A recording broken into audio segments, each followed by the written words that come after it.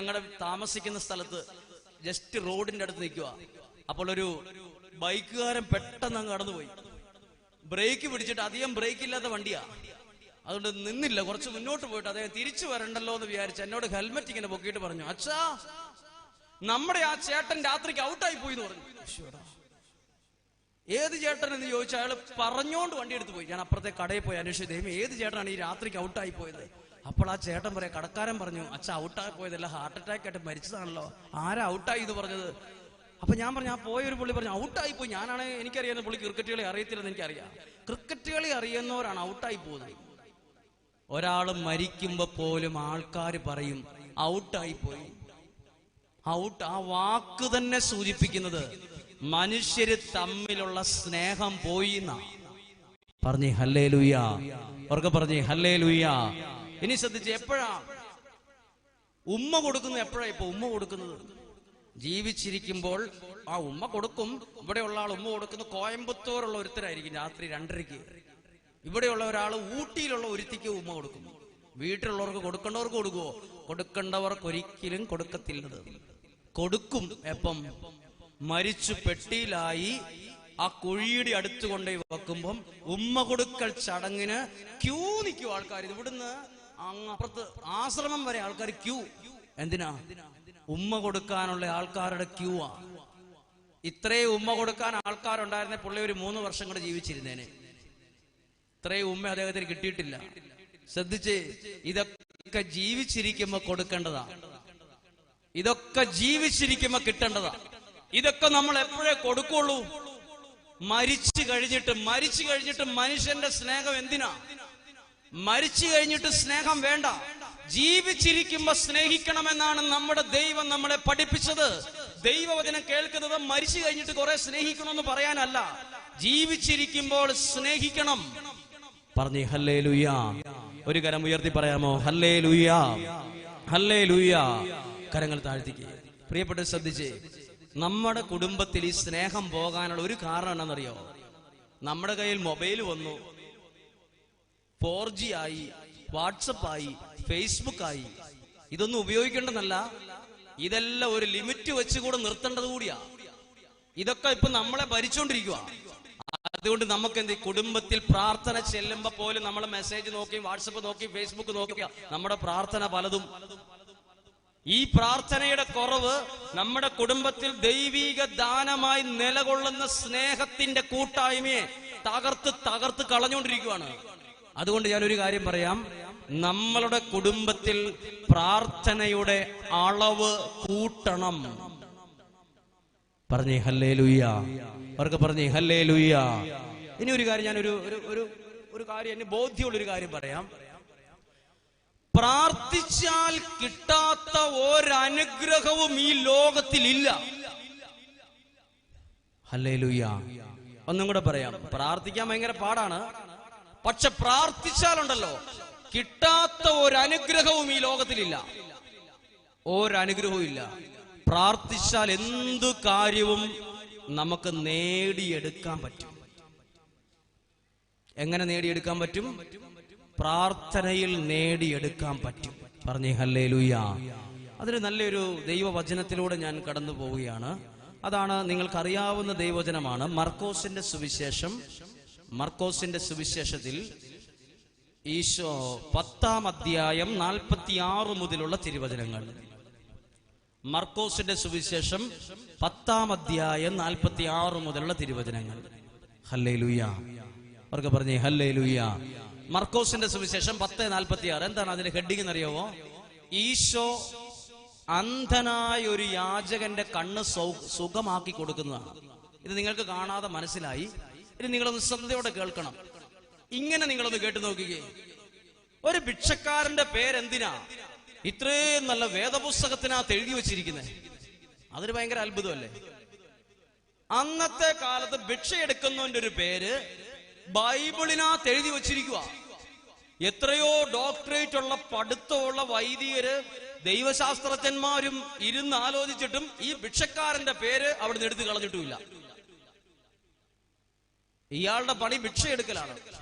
പക്ഷെ ബൈബിളിൽ ആ വ്യക്തിയുടെ പേര് ഇതിന്റെ അകത്ത് എഴുതി വച്ചിരിക്കുന്നു. പേരെന്താണ്? ബർത്തേമ്യൂസ്. ആലപ്പുഴക്കാർക്ക് വരെ അറിയാം അയാളുടെ പേര്. 2018 വർഷം മുമ്പ് ജീവിച്ചിരുന്ന ഒരാളുടെ പേര് ഇന്ന് ജീവിക്കുന്ന നിങ്ങൾക്ക് പോലും അറിയാമെങ്കിൽ എന്തോ ഒരു കാരണമുണ്ട്. പറഞ്ഞേ ഹല്ലേലൂയ. അവർക്ക് പറഞ്ഞേ ഹല്ലേലൂയ. വളരെ ശ്രദ്ധിച്ചു കേട്ടാൽ നമുക്ക് പ്രാർത്ഥിക്കാനുള്ള അഭിഷേകം കൂടും, പ്രാർത്ഥിക്കാനുള്ള കൃപ നമുക്ക് കൂടും, പ്രാർത്ഥിക്കാനുള്ള ഒരു ആവശ്യകത നമ്മൾ മനസ്സിലാക്കും. അതായത് ബൈബിൾ ഇങ്ങനെ എഴുതിയിരിക്കുന്നത്, ഈശോ നടന്നു പോകുമ്പോൾ വഴിയരികിൽ ഭിക്ഷയെടുത്തുകൊണ്ടിരുന്ന ഒരു യാചകൻ ആരോ പറഞ്ഞ് അറിഞ്ഞു യേശു ഇതിലെ കടന്നു പോകുന്നു എന്ന്. ഹല്ലേലൂയ. ചേർന്ന് പറഞ്ഞേ ഹല്ലേലൂയ. അപ്പൊ ഉടനെ ഈ വ്യക്തി ഈശോയാണെന്നറിഞ്ഞപ്പം മുതൽ അവിടെ ഇരുന്നോണ്ട് വിളിക്കുവാണ് യേശുവേ എന്ന്. യേശുവേ എന്ന് വിളിച്ചു. വിളിച്ചപ്പം ഈശോയാണോ വിളി കേട്ടത് അതോ അവിടെയുള്ള ആളുകൾ പ്രതികരിക്കുവാണോ ചെയ്തേ? വഴിയരികിൽ ഇരിക്കുന്ന ഒരാൾ യേശുവേ എന്ന് വിളിച്ചപ്പം ഈശോയോട് കൂടെ ഉണ്ടായിരുന്ന ആളുകളെല്ലാം കൂടെ അവന്റെ എതിരെ തിരിഞ്ഞിട്ട് അവന്റെ വാ അടപ്പിക്കാൻ നോക്കി. ഇന്നും അങ്ങനെയാണ്. എന്നും പ്രാർത്ഥിക്കുന്ന ഒരാൾ നമ്മുടെ നാട്ടിലുണ്ടെങ്കിൽ എല്ലാരും കുതിര കയറുന്ന അയാളുടെ പുറത്തേക്കായിരിക്കും. എല്ലാം കളിച്ച് കെണിച്ച് അവന്റെ തലയിൽ വെക്കും. നമ്മുടെ എല്ലാം പരിശ്രമം അയാളുടെ പ്രാർത്ഥന എങ്ങനെ ഇല്ലാതാക്കാം, അയാളെ എങ്ങനെ ശാസിക്കാം. ഇതുപോലെ ചിന്തിച്ച ഒരു കൂട്ടം ആളുകൾ അവിടെ ഉണ്ടായിരുന്നു. അവര് ചോദിക്കണം, മിണ്ടാതിരിക്കാൻ പറഞ്ഞു അവനോട്. ഇവർക്ക് എന്നാ ഛേദം? അയാൾ അവരെ അല്ലല്ലോ വിളിച്ചത്, യേശുവിനെ അല്ല വിളിച്ചത്. ഇനി എന്നെ സ്വാധീനിച്ചൊരു കാര്യം പറയട്ടെ. ഈശോ ഒരിക്കൽ പോലും പറഞ്ഞില്ല മിണ്ടാതിരിക്കടാ അവിടെ, നീ എന്തിനാ ഒച്ച വെക്കുന്നേ? ഈശോ പറഞ്ഞില്ല. ഈശോയുടെ കൂടെ ഉണ്ടായിരുന്ന ആൾക്കാരെ പറഞ്ഞുള്ളൂ. അതിന്റെ അർത്ഥം എന്താ? ഈശോ പ്രാർത്ഥിക്കുന്നതിന് സപ്പോർട്ടാണ്. ഹല്ലേലൂയ. ഒന്നും കൂടെ കേട്ടെ. ഈശോ പ്രാർത്ഥിക്കുന്നവരെ ഈശോ എപ്പോഴും സപ്പോർട്ട് ചെയ്തുകൊണ്ടിരിക്കും. അവരെ ഒരിക്കലും തളർത്തില്ല, മിണ്ടാതിരിക്കാൻ പറയില്ല. മനുഷ്യര് തളർത്തും. ഇത് നിങ്ങൾ ആരെങ്കിലും പ്രാർത്ഥിക്കുന്നവരോ പ്രാർത്ഥനാ ഗ്രൂപ്പിലുള്ളവരോ ഒക്കെ ഈ ദൈവവചനം കേൾക്കുന്ന ആൾക്കാരാണ്. നിങ്ങളുടെ വീട്ടിലുള്ളവർ തന്നെ പറയും, നിങ്ങളുടെ അയൽവാസികൾ പറയും, നിങ്ങളുടെ പള്ളിക്കാർ ചിലപ്പോൾ പറയും, നിങ്ങളുടെ പഞ്ചായത്തിലുള്ളവർ പറയും, നിങ്ങളുടെ ഒരു പ്രാർത്ഥന എവിടെ എപ്പോഴും ഈ പ്രാർത്ഥന എന്ന് പറയുന്നത് ഓടുന്നേ, നമ്മുടെ വായ അടപ്പിക്കാൻ നോക്കും. ഇവിടെ ഈ വ്യക്തി ഇവര് പറഞ്ഞ കേട്ടിട്ട് പ്രാർത്ഥന നിർത്തിയായിരുന്നെങ്കിൽ വല്ല അത്ഭുതം നടക്കുമായിരുന്നോ ഇല്ലയോ? ആദ്യം തന്നെ പ്രാർത്ഥിച്ചപ്പോൾ ആൾക്കാർ പറഞ്ഞു മിണ്ടാതിരിക്കാൻ. ഇവരുടെ അഭിപ്രായം കേട്ടിട്ട് നമ്മുടെ പ്രാർത്ഥനാ ജീവിതം നിർത്തിയാൽ ഒരു കാര്യം ആത്മാവിൽ പ്രവചിക്കുന്നു, മനുഷ്യരുടെ വാക്ക് കേട്ട് നമ്മുടെ പ്രാർത്ഥനാ ജീവിതം നമ്മൾ കളഞ്ഞാൽ നമ്മുടെ ജീവിതത്തിൽ ദൈവത്തിന്റെ കരം നമുക്ക് വേണ്ടി ചലിക്കില്ല. പറഞ്ഞേ ഹല്ലേലൂയ. ഒരു കരം ഉയർത്തി ചേർന്ന് പറഞ്ഞേ ഹല്ലേലൂയ, ഹല്ലേലൂയ. കരങ്ങൾ താഴ്ത്താം. നോക്കിക്കേ, ഈ വ്യക്തി കുറച്ചുകൂടെ. അപ്പൊ ഈ രണ്ടാമത് വിളിക്ക് എന്തോ ഒരു പ്രത്യേകതയുണ്ട്. ഇച്ചിരി തൊലിക്കട്ടിയുള്ളവരാണ്, പിന്നെ തൊലിക്കട്ടിയുള്ളവരെ അങ്ങനെ ചെയ്യുള്ളൂ. ഒരാൾ കുറെ പേര് നമ്മളോട് മിണ്ടാതിരിക്കാൻ പറഞ്ഞാൽ നമ്മൾ അന്നേരം പിന്നെ മിണ്ടാതിരിക്കും.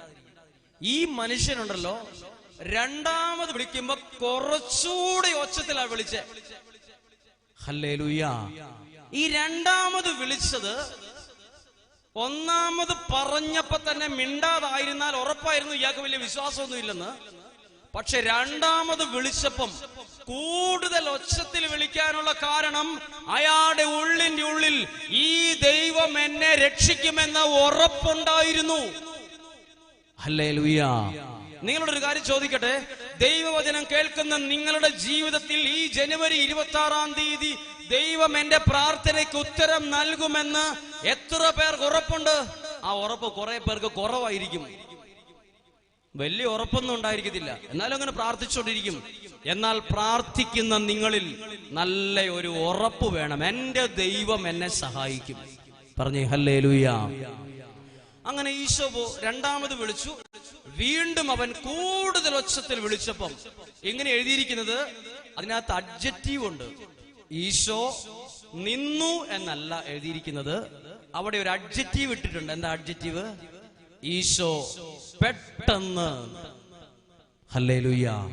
അതെന്തിനാ പെട്ടെന്ന്? സഡൻ ബ്രേക്ക് ഇടുമ്പോഴാ വണ്ടി പെട്ടെന്ന് നിൽക്കുന്നത്. പെട്ടെന്ന് നിന്നു. എന്തുകൊണ്ടാ? ഈശോ എവിടെയാ നിന്നത്? ഈശോ എവിടെയാ നിന്നത്? അന്നത്തെ ഏറ്റവും വലിയൊരു പണക്കാരന്റെ വീട് അവിടെ ഉണ്ടായിരുന്നു. അയാളുടെ വീടിന്റെ കൃത്യം മുമ്പിലെത്തിയപ്പോൾ ഈശോ പെട്ടെന്ന് നിന്നു എന്ന് എഴുതിയിട്ടില്ല. അതിലേക്ക് കടന്നുപോയപ്പോൾ അവിടുത്തെ രാജാവ് അതിലേക്ക് കടന്നു പോകുന്നുണ്ടായിരുന്നു. അവന്റെ മുമ്പിൽ ഈശോ നിന്നു എന്ന് എഴുതിയിട്ടില്ല. ഈശോ ഒരു പണക്കാരന്റെ മുമ്പിലല്ല നിന്നത്, ഒരു വലിയ എഡ്യൂക്കേഷൻ ഉള്ള ഒരാളുടെ മുമ്പിലല്ല, സ്വാധീനമുള്ള ഒരാളുടെ മുമ്പിലല്ല. ഈശോ നിന്നത് പ്രാർത്ഥിക്കുന്നവന്റെ മുമ്പിലാണ്. പറഞ്ഞേ ഹല്ലേലൂയ. ഇനി വളരെ ശ്രദ്ധിച്ചേ, പ്രാർത്ഥിക്കുന്നവന്റെ മുമ്പിൽ ഈശോ നിന്ന് കാണിച്ചു അന്ന്. അതിന്റെ അർത്ഥം എന്നാ? ഇന്നും നമ്മൾ ഹൃദയം നുറുങ്ങി വിളിച്ചാൽ ഇതേ ദൈവം എന്റെ പ്രാർത്ഥനയ്ക്ക് മുമ്പിലും നിൽക്കും എന്നല്ലേ? ഹല്ലേലൂയ. അവർക്ക് പറഞ്ഞേ ഹല്ലേലൂയ. പ്രാർത്ഥിക്കുന്നവന്റെ മുമ്പിൽ ഈശോ നിൽക്കും. ഞാൻ അങ്ങനെ കണ്ടിട്ടുണ്ട് ദൈവം നിൽക്കുന്നത്. അതുകൊണ്ടാണ് ഈ ദൈവവചനം പറയാനുള്ള ശക്തി കിട്ടിയത്. പ്രാർത്ഥനയ്ക്ക് ഉത്തരം എന്ന വണ്ണം ദൈവം നിൽക്കുന്നത് ഞാൻ കണ്ടിട്ടുണ്ട്. ദൈവം നിന്നു, ദൈവം നിൽക്കും. അന്നൊരു പ്രാവശ്യം അല്ല നിന്നെ, ഇനിയും ഇനിയും ഇനിയും ഇനിയും നമ്മൾ പ്രാർത്ഥിച്ചാൽ നമ്മുടെ വിഷയത്തിന്റെ മുമ്പിൽ ഈ ദൈവം നിൽക്കും. എന്നിട്ട് നിന്നിട്ട് ചോദിച്ചേനാ നോക്കിക്കേ. ഈശോ പറയൊരു കാര്യമാണ്, അവനെ വിളിക്കാൻ പറഞ്ഞു. അവൻ ഓടി വന്നിട്ട് അവനോട് ചോദിച്ചൊരു ചോദ്യമാണ്, ഈശോ നിന്റെ ആഗ്രഹം എന്നാ? നിനക്ക് വേണ്ടി ഞാൻ എന്തു ചെയ്യണമെന്നാണ് നീ ആഗ്രഹിക്കുന്നത്? ഹല്ലേലൂയ. ഒന്ന് ശ്രദ്ധിച്ചേ, നിങ്ങളുടെ ഉള്ളിൽ എന്തേറെ ആഗ്രഹങ്ങളാ. ആഗ്രഹങ്ങൾ ദൈവം സാധിച്ചു തരണമെങ്കിൽ എന്തു വേണം? എന്തു വേണം? പ്രയർ. ഹല്ലേലൂയ. ഇവിടെ ഏത് ആഗ്രഹമാ സാധിച്ചു കിട്ടിയേ? ഒരു പ്ലസ് ഉണ്ടായിരുന്നു. ആഗ്രഹം മാത്രമല്ല, അതിനോടൊരു പ്ലസ് ഇട്ടിട്ടൊരു ആഗ്രഹമുണ്ട്. അതിന്റെ ഒരു പ്രത്യേകതയാണ് പ്രാർത്ഥിക്കുന്നവന്റെ ഒരു ആഗ്രഹം. ഹല്ലേലൂയ. നിങ്ങൾ പ്രാർത്ഥിക്കുന്ന ഒരാളാണെങ്കിൽ നിങ്ങളുടെ ആഗ്രഹത്തിനൊരു വിലയുണ്ടാകും. ദൈവം നിങ്ങളോട് ചോദിക്കും, നിന്റെ ഏതാഗ്രഹം? ഇപ്പോൾ ദൈവവചനം കേൾക്കുന്ന പ്രിയപ്പെട്ടവരെ, നിങ്ങളുടെ ഏതാഗ്രഹത്തിന്റെ മേല ദൈവം ഇടപെടണമെന്ന് നിങ്ങൾ ആഗ്രഹിക്കുന്നത്? നിങ്ങൾ ഒരു പക്ഷെ നിങ്ങളുടെ ആഗ്രഹം നിങ്ങളുടെ മക്കൾക്ക് ഒരു നല്ല ജോലിയായിരിക്കും. ഇത് നിങ്ങൾ ആഗ്രഹിച്ചിട്ട് കാര്യമില്ല. അതിന്റെ തൊട്ട് പുറകിൽ നിങ്ങൾക്ക് നല്ല ഒരു പ്രയറും കൂടെ വരുമ്പോഴാണ് നിങ്ങളുടെ ആഗ്രഹത്തെ ദൈവം ഏറ്റെടുക്കുന്നത്. പറഞ്ഞേ ഹല്ലേലൂയ.